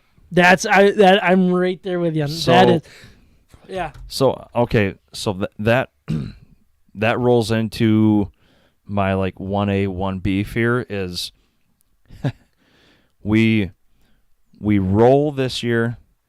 Things get weird between the QBs and the fans, and I mean, whatever the heck happens. We get close to a natty, whether it's just a Big Ten championship or if it's going to the playoff, whatever it is. Just get in and make that game against Ohio State relevant. That's the goal every single year, in my opinion. So I guess what I fear is making this QB situation go completely sideways, which in turn we don't win a natty, then in turn completely aids in destroying the recruiting factor that we're behind on with NIL, and now we're behind on because we couldn't handle 2 really, really good QBs and figure things out as kids in the 2024 class, 2025 class look at Michigan and go, right. Yeah, I'm not going there. Yep. And we waited years to get a Cade. We waited years to get a JJ. And now, this is a pinnacle year of solidifying exactly how they're going to run their QBs for the future. I mean, this year is huge for the future. No, I agree. John, is that your biggest one? Or do you have something else? Yeah, I just think, literally to a T, just picking the wrong quarterback. Do we have any comments? Or Carrie wants to know what's so exciting. Oh, Edmonton scored, and I have a -1.5. Saw a couple pump fists back there. Yeah. I have Edmonton -1.5, and they just scored to go up 2. But her biggest fear is that last year, this past season, is the best that we had, and maybe that we'll have. No, that's a good one. It's easy to obviously. Oilers goal. Yes, Carrie. Hey, you know what? We watched the team down the street do it a handful of years ago, and that lingers in probably all of our minds. Mm-hmm. Yeah, I don't know. I'm over Cade, honestly. Really? Yeah, I just give JJ let him way. roll. Let him roll. Yeah. I'm right there. Why? I want to move on. Yeah, I don't know. I don't know. I'm planting my flag with getting the not Jared Goff, but the Matthew Stafford. Like, do the Michigan Wolverines. Do you just see him as like a Gaddis guy? That makes sense. Or like, Cade? I guess how do you see it? Like, Gaddis is gone. Gaddis kind of got him to where he is, and can we go any further? Is that the idea? Yeah, I haven't really. Nothing about his game is like flashy or like gets me excited. I want the true blue talent. I want the guy that can win a Heisman, that can be the best player in college football. Okay, Cade McNamara will never be the best player in college football. I want to know if JJ can be. Yeah, maybe I'm giving up on him too early. Maybe. I'm right there with you. You want to ride in there together? I'm in. Yeah, I'm in if you are. I want Jim Harbaugh to put our best quarterback and a great quarterback on the field because that's what he's known for, right? Right. Let's see it. And I Let's don't see it want happen, him Jim. to be afraid to make a decision. I think that's a huge one. Do not be afraid to make a change. Yeah, even if it is a little bit unpopular. Yep. Do it. Even if you burn a bridge with Cade. Even if you piss him and his family off. All of that stuff. Prove me right and wrong at the same time. Yep. I want to see it. Prove that you are not afraid to make a decision. Do it the Bama way. Do it the Georgia way. Do it the right way. Put the best player out there. That's what it is. My biggest fear is Harbaugh continues to test the NFL waters.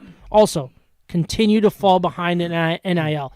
Now, we might not just be hearing it. We already talked about it, so I'm going to make mine quick. Yeah, for sure. We might not be falling behind as much as it sounds like we are. Show me that we're getting the top recruits. It doesn't have to be because of NIL, but I don't want it to be spite of not having NIL, not changing with the times. Similar to what I said with Tom Izzo, it feels like Harbaugh is saying all these things of not understanding, not changing, not adapting to the new world, like the new college football world. That's what I'm afraid of. I'm afraid that he's going to leave. That's going to set us back. I'm afraid that he's going to stay and be very... And set us back. Like, that guy is such a lightning rod. And I know, like, outside fans look at us as idiots. We all understand what he is. He's an idiot. He is not... He's a strange human being. Yeah. But as Michigan fans, he's our strange human being. He's our idiot. He's our coach... for better or for worse right now. Yep. And we want the best for him. We want him to stay because we know he's a good football coach. We want him to leave because we're sick of not making a decision or testing the waters of the NFL and maybe being half wet, half dry. Like, we want all of that done. We understand He is a strange human. We understand he's weird. And we just don't know what we want. We don't want change. We want comfortable. And he's not really comfortable. Unfortunately. I don't know. One more. Yeah. My biggest fear is Jim Harbaugh is going to get caught picking his nose on national TV again. I'm not worried about that. He's quirky, man. He's a quirky guy. He wears khakis all the time. Quirky, He's yeah. got that weird sweatshirt. He did change to blue, though. He changed to blue. Okay. Well, hey, change the tides, baby. Let's go. Yeah. All right. Last one. Last but not least, we got the Detroit Lions. Draft 6.0, baby. Mock draft. Let's go. My biggest fear is that there's no draft next year. Did Kyle just sign off? Kyle's just, okay, bye. Draft talk? All right. Okay. You want me to go first? I'll go first. Do you have one? Yeah. All right. Okay. And I'm going to tell you you're wrong. Do I have to tell you you're wrong?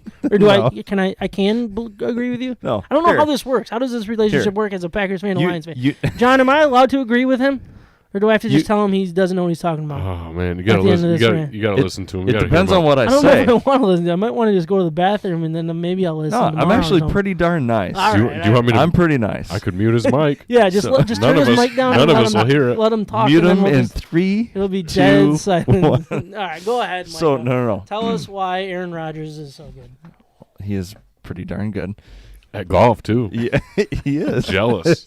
He's got flow going on. He's good at golf. Where's my football? Oh, my shoulder. That's right. So All right. Here we go. if I'm a Lions fan, I am feared that history repeats itself one too many times.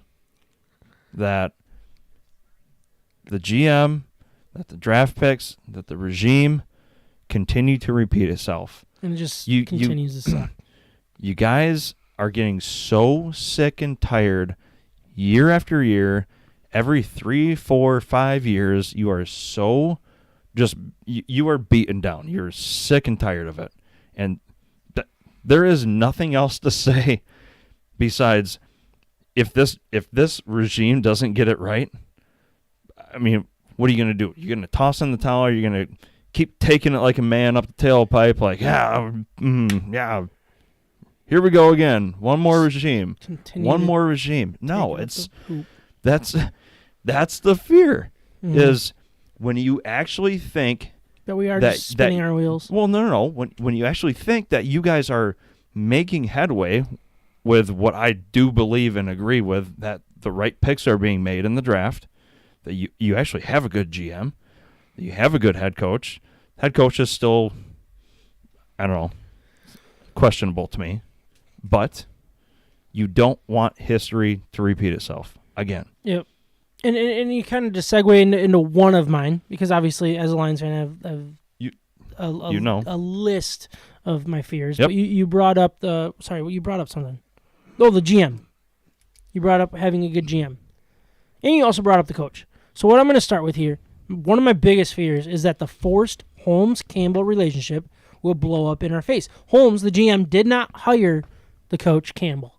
That didn't happen. Campbell was hired before Holmes. That doesn't happen very often. We But thought that's that what was this, weird when that happened. Yep, and that's exactly what this organization is doing.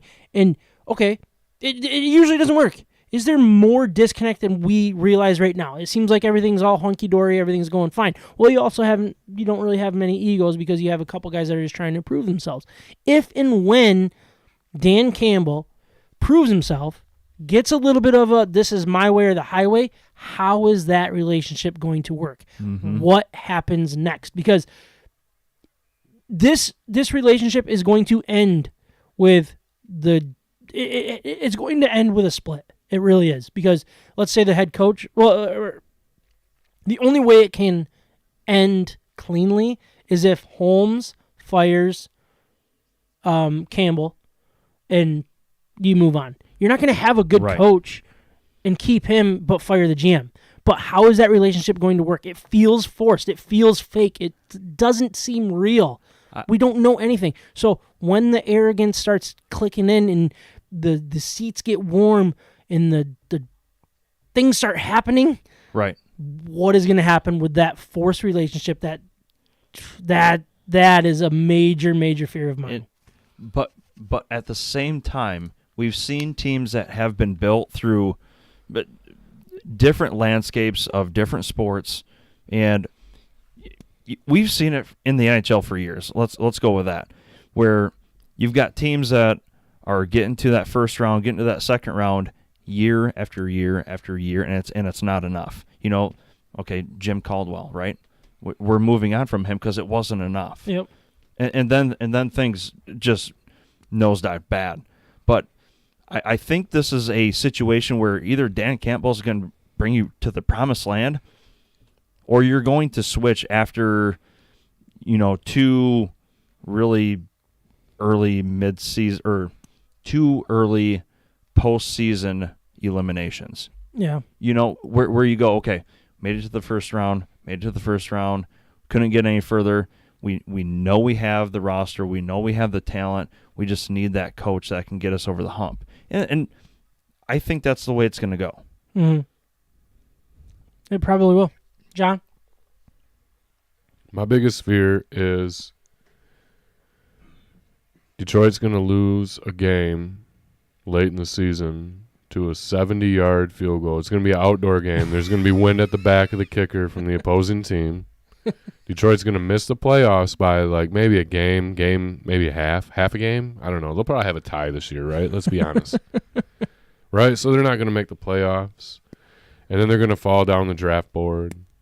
And then they're going to pick a quarterback middle of the first round, kind of like Kenny Pickett. Yeah. Maybe a different one. And they're not going to get a franchise guy. And then they're not going to re-sign Jared Goff because he didn't make a playoff run. They didn't make enough money, the Fords, selling these EcoBoosts and stuff. No, I just – all right, my biggest fear is they're going to host the draft, and it's going to be boring, and we're going to be there live doing the show. Yeah, we'll be on stage, I think, is what I heard. And they'll probably, I don't know, they'll draft a punter or something first round. Who knows?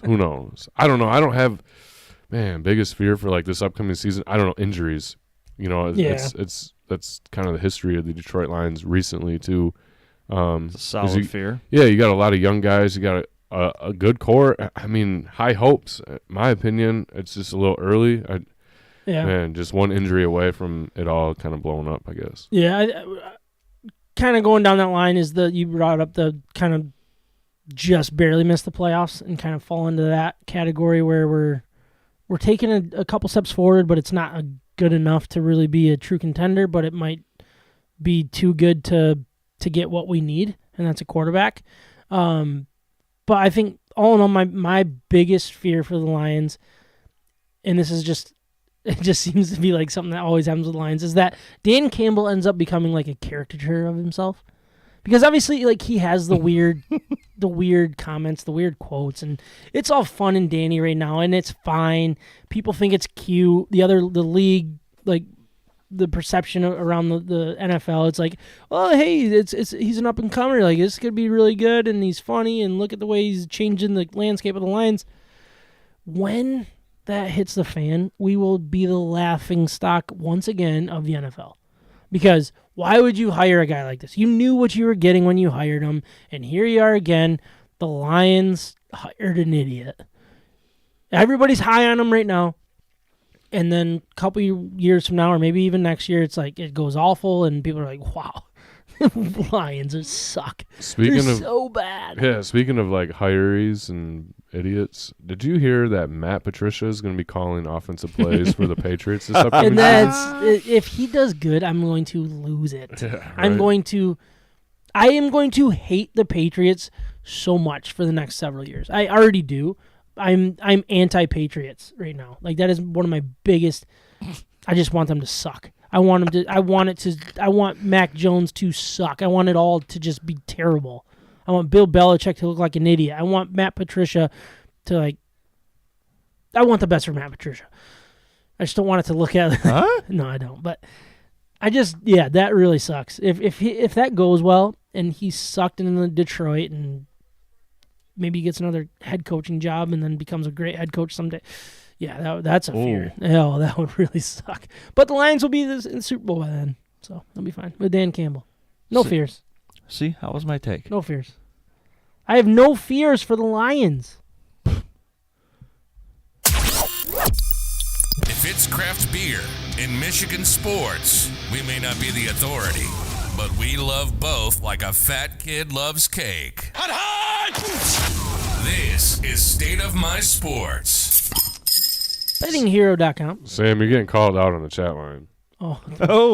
What else is new? Are the Patriots they're not your playoff team anymore? No, because Brady moved on. Oh. That settles that, Kerry. And my playoff team is whoever the Packers are playing. That is my playoff team because the Packers are always in the Sounds playoffs. about right. Here we go. When the Packers pulled their starters against Lions in week, 18 now?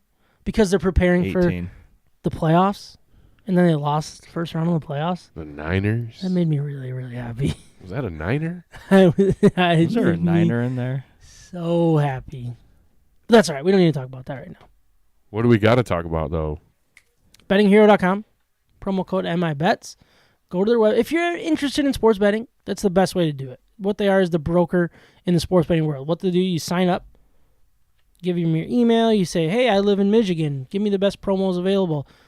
You put in promo code MIBETS, and then they will lay them out for you right there. All of them. They don't bring you one So promo. it could be like a free $1,000 bet on BetMGM or Dinger Tuesday, which I love Dinger Tuesday on FanDuel. Big fan of that.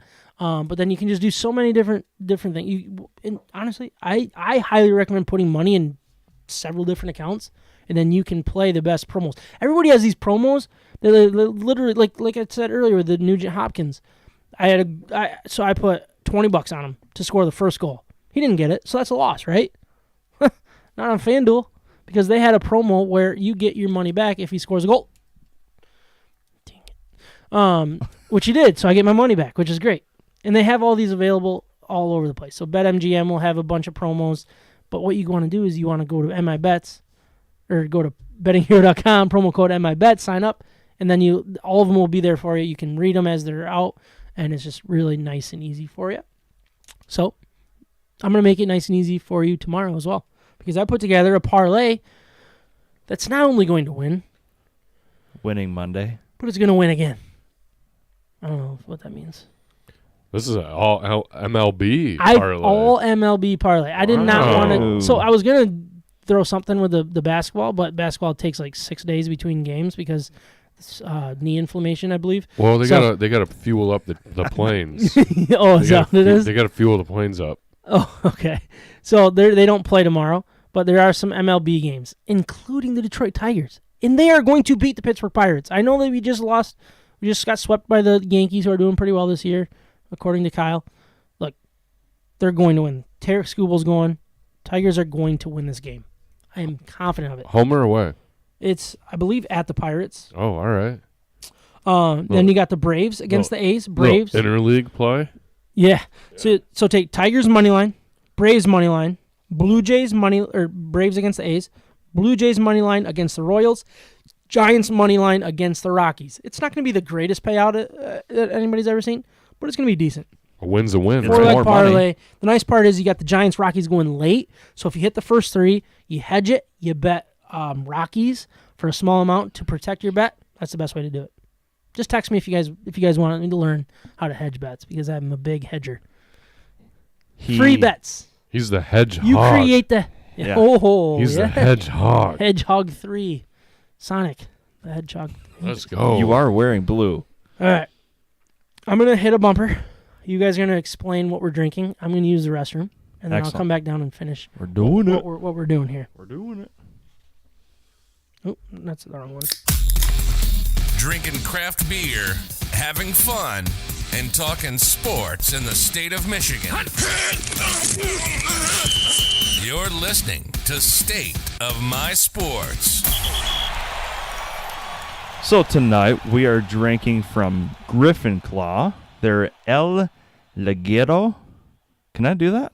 Yeah, I like I how you didn't really roll it. I tried. It was a roll. My kids would laugh at me because they can roll their R's. Well, I can't. I'm glad Sam left. He's when going he to did. come down, and he's going to be a little ripe. Don't take the parlay. Don't take his parlay. So, like I said, we're drinking El Ligero. which they started seasonally brewing a few years back and continue to reintroduce each summer. It is their Mexican-style lager with fresh lime. It is 4.5% ABV. It's a crisp lime, refreshing beer, and it starts as a crisp, refreshing lager on its own. Then they went ahead and added cold-pressed lime juice so you don't have to. I think this is a great beer. What do you think, John? Solid. It's very smooth. It's got that, like almost like an extra like carbonation to it. It's like bubbly. It's like frizzy in a way. It's good. Yeah. And it's clear. So you know that it's not like something that's too heavy. You're not going to get too carried away drinking these. I kind of like the can, like Sam was saying too earlier. I don't know. That would look real good with, I know it's a competitor in a way, but it kind of matches the DeHop's softball jerseys, don't it? A little bit of orange, a little blue. Like that should be like a little, I don't know, dugout beer when you guys aren't getting watched by the refs. But no, I mean, it's a good beer. Really good. Real solid. I didn't add any lime juice. I'm still just holding on to the side here. Nice. Maybe I'll pour some in this last Miller Lite to spice that up a little bit. That's not a bad way to go. Miller Litro or something. Yeah. Litre. What do you think of this? I really thought this was a really good beer. I did. Very good. Obviously, like, lagers are simple, and you're not going to have, like, oh, this is super good. But the balance and the crispness of what this was supposed to be is spot on. I thought they did a great job. Perfect amount of lime. You know what makes this beer better? Better than what? No, it just makes it better. What? Is an 80 to 85 degree day. Yeah. Baby. Yeah, we're stuck in the basement tonight because there was a chance of rain. If it was a nice hot summer day. Which, hey, I don't care that we're down here tonight. I'm just saying, hey, I'm going to get this again. I don't know, hopefully next week when it's warm. Oh, yeah. Go sit out on the deck, sit out on the patio, sit out on the porch, sit in the driveway. Nice sun beating down on you. Maybe it's a nice, like, 80-degree summer night. Kick back by the fire, have one of these. Yeah, I mean, if this is your style, Mexican lager, like a little hint of lime and stuff, like this is, I highly recommend this. I highly recommend it to people. I'm personally going to give it an 8.4. I think that's a pretty solid score for a Mexican lager because they're not going to explode. You know what I mean? But I'm really happy with this one. Nice. I was going to go with an 8.5. Still doing that. Man, you guys are putting the pressure on me. I wrote 7-8 after the first sip. I was like, that's a dang good beer. And now I feel like I'm not giving it its justice. It's due. If that's what your taste buds told you, that's right. I know I can't change from it. Stick to it. It's written in ink. It's like I signed a it's true. formal you should document. Get you a pencil or so you can change those later. By the way, Sam, your cat is the coolest cat I've ever met. Dude, he is amazing. Yeah, he's just chilling under my chair, rubbing up on my feet when they start feeling a little bit cool, and then like right? Yeah, he's a really good cat. I think he's just like snoring. Usually, now. I don't let him down here during the podcast because he's taken backgrounds down mid-podcast before. Oh, yeah. So he's definitely done that. Okay. Not going to do that today, though. He seems to be in one of those lazy modes. But we got a quick grade from the chat line. All right. Carrie is drinking the Daily Dose. Dose. From Arvon Brewing. Kettle sour with blackberries, peaches, raspberry, marshmallow, fruity breakfast cereal, and lactose. All of that in one beer? Excuse me? Kind of sounds like a little bit of, what is that? Like a smoothie? Lucky Charms with something. Crunch berries. Lucky Charm crunch berries. Sounds amazing. So you like mix it with, mix the two? A lot of exclamation points on the end of the capitalized so good. So good. That it's got a 9.0. Oh, 9. Wow. Nice grade. Whoa. That is a grade. Very well done. Well, we're going to have to save that for the archives and maybe get that on one of our grades. FYI, yeah, for real. We should get that one. Colorado's going to win this game. I sure hope not. Yep, well, they just scored. So. Wow. Yep, my 1.5 literally went from looking good to in the pisser as I was upstairs pissing. So that sucks. Is that a sweep? Yeah, it's going to be a sweep. But I look, Edmonton might tie it up and force overtime. I hope so. I would love to sit and watch overtime. Was Colorado the best team in the NHL regular season? Florida was. Florida? Okay. Yeah. Wow. He's such a bad goalie. That is seriously their issue is they have no goalie. He's 42 or something like that. Yeah, he had another one like trickle through too that was like wrapped up in his pads for a while, then he tried to cover it up. Unreal. Oh, Unreal. What do we got? Jared. Oh, yeah. Well, let's just Wow. Jared just woke up. go Bolts. Is he talking lightning? Yeah, talking lightning, and he's talking Micah's rosy cheeks. Little Rosie? Rosie Really? or Rosie or Rose? Rose. I think it's called a tan. Oh, I man. don't know if you get those down in Florida, Jarrett. Get outside, Jarrett. I am sunburnt. You can't just sit inside and cheer with all your Tampa Bay Lightning fans inside bars. You must and not get a lot hockey. of sun on bandwagons. That must be what it is. Oh, woof. Is that how it goes? It's not like a hayride No, where they all take you right. outside. Hold on. Cut the chat. No more chatting. He's going to go back. I mean, we got to get this thing going. All right. We got to get it out of here. Outro? Yep. That was episode 160. No more comments. Thank you, Griffin Claw, for all the information. Thank you guys Solid for beer. recording. Very solid beer. Thank you all for listening, watching, commenting, all that good stuff. We'll talk to you next week from DeHop's, if not sooner. You've been listening to State of My Sports. From the Red Wings to the Lions, to the Tigers to the Pistons, to Michigan and Michigan State, and everything in between, we're talking about it. And don't forget the beer.